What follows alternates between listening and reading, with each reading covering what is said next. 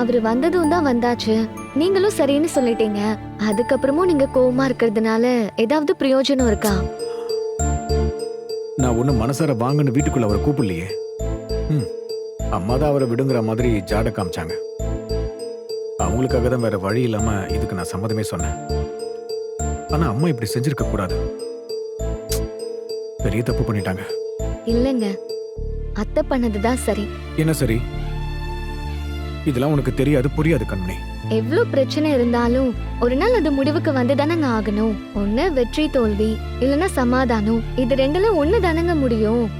இதுல செஞ்ச துரோகத்தையே நினைச்சுக்கிட்டு முட்டிக்கிட்டே இருக்கிறதுனால ஏதாவது பிரயோஜனம் இருக்கா?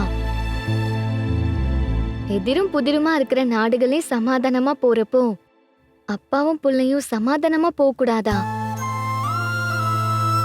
நீங்களே யோசிச்சு பாருங்க. கார்த்தி உங்க தம்பி, அவரோட ஃப்ரெண்டு மாதிரி பழகுறீங்க. அவருக்கு கல்யாண ஏற்பாடு பண்ணிட்டு இருக்கோம்.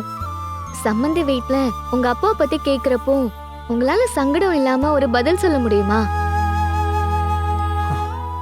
சரி, யாரும் எதுவும் கேட்கலன்னே வச்சுக்கோங்களேன்.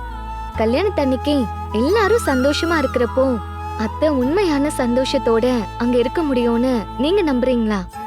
இந்த சந்தோஷத்துல பெத்து புள்ள பக்கத்துல இல்லைன்னு பாட்டிக்கு ஏக்கமா இருக்காதா? உறவுகளை எப்பவுமே புரிஞ்சிருக்கிறதுல தாங்க சந்தோஷமே, பிரிஞ்சிருக்கிறதுல இல்லைங்க.